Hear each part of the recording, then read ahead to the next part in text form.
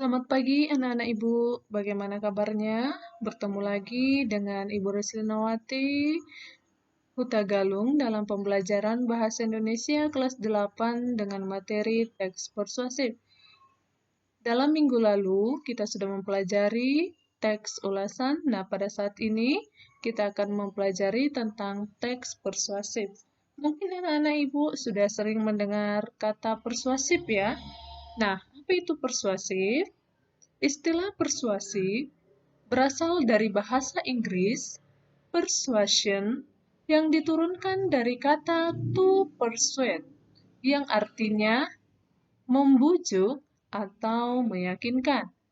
Ada juga yang mengatakan bahwa persuasi ini merupakan ajakan atau saran. Jadi kesimpulannya, teks persuasif adalah teks yang berisi ajakan, himbauan, maupun saran agar orang lain mengikuti, menyetujui, ataupun melaksanakan apa yang dikatakan atau disampaikan si penulis. Nah, ini dia pengertian teks persuasif.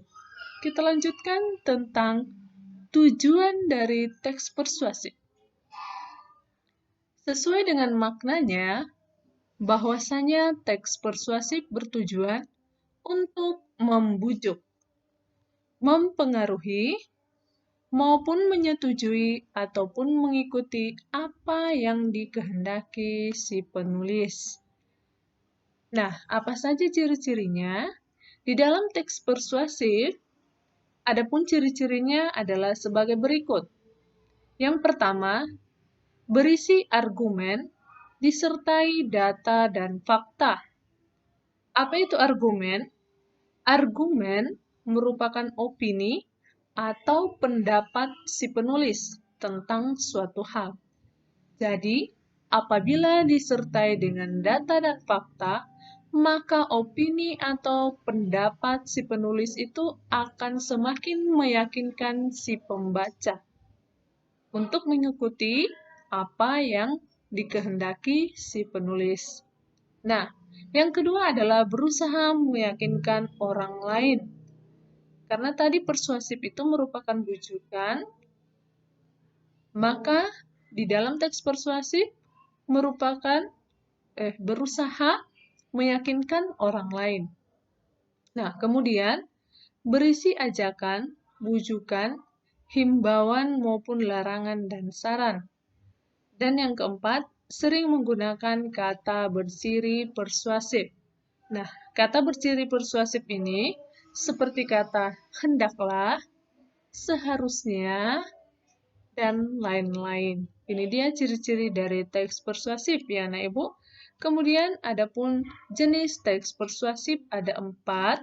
Yang pertama, persuasi politik, persuasi pendidikan, persuasi advertensi, dan persuasi propaganda. Apa itu persuasi politik? Biasanya di dalam persuasi politik ini berkaitan dengan politik atau kenegaraan. Nah, di dalam persuasi politik biasanya di situ mengajak atau membujuk untuk memilih politik tersendiri. Contohnya, si A menggunakan persuasi politik untuk memilih si A, seperti itu. Kemudian persuasi pendidikan. Di dalam persuasi pendidikan biasanya bertujuan untuk mencapai pendidikan. Kemudian persuasi advertensi ini berkaitan dengan komersil. Berarti di sini berkaitan tentang penawaran jasa dan barang. Sementara persuasi propaganda yaitu ajakan atau agar si pembaca atau si pendengar memilih sesuatu pendapat. Nah, ini dia tentang jenis teks persuasif. Oke, yang selanjutnya adalah struktur dari teks persuasif. Adapun struktur dari teks persuasif ada 4, yaitu pengenalan isu. Nah, apa itu pengenalan isu? Biasanya di dalam teks persuasif, pengenalan isu itu terdapat di awal. Di dalam pengenalan isu, berupa pengantar atau penyampaian tentang masalah yang menjadi dasar tulisan atau pembicaraannya itu. Nah, biasanya itu diletakkan di awal paragraf. Kemudian rangkaian argumen. Di dalam rangkaian argumen ini, berupa sejumlah pendapat si penulis atau si pembicara terkait dengan isu yang dikemukakan pada bagian sebelumnya. Pada bagian ini dikemukakan pula sejumlah fakta yang memperkuat argumen-argumennya itu. Dan yang ketiga, pernyataan ajakan. Di dalam pernyataan ajakan merupakan inti dari teks persuasif. Nah, poin pernyataan ajakan ini adalah inti dari teks persuasif, yang di dalamnya dinyatakan dorongan kepada pembaca atau pendengar untuk melakukan sesuatu. Pernyataan itu mungkin disampaikan secara tersurat ataupun tersirat. Adapun kehadiran argumen berfungsi untuk mengarahkan dan memperkuat ajakan-ajakan itu.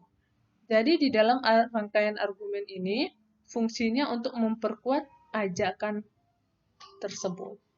Oke, yang keempat, penegasan kembali. Di dalam penegasan kembali, atas pernyataan-pernyataan sebelumnya, yang biasanya ditandai oleh ungkapan seperti demikianlah, dengan demikianlah, oleh karena itu. Nah, di dalam penegasan kembali, biasanya berisi simpulan atau rangkuman.